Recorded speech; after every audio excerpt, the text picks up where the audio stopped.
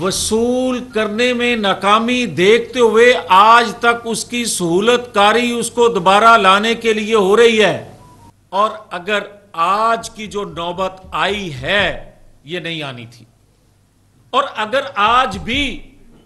ہم پارلیمنٹ کی بالادستی کے لیے کھڑے نہ ہوئے، جو کہ کھڑے ہیں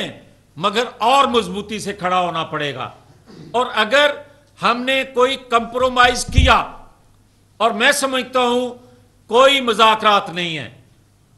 اور کبھی دہشت گردوں کے ونگ سے مذاکرات نہیں ہوتے، کبھی پیٹرول بم پھینکنے والوں سے مذاکرات نہیں ہوتے، کبھی عالمی قوتوں کے اعلی کار بننے والوں سے مذاکرات نہیں ہوتے،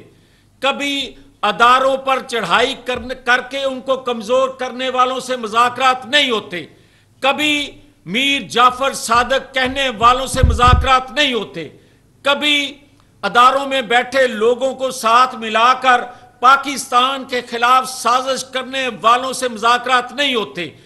اس قوم کو انتشار میں مبتلا کرنے والے شخص سے کس بنیاد پہ مذاکرات ہو رہے ہیں؟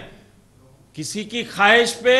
کسی کے دباؤ میں؟ اگر اس انتشار پسند، اس دہشت گرد ٹولے سے مذاکرات ہوں گے تو پھر آپ پاکستان کے دفاع پر کمپرومائز کرو گے،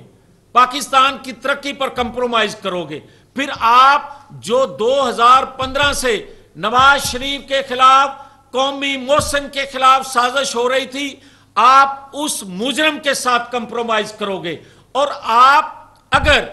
ان مجرموں کو بے نقاب کر کے کٹہرے میں نہیں لا سکتے، وہ آپ کے اندر جو کیپیسٹی حکومت وقت میں ہے وہ پوری قوم جانتی ہے۔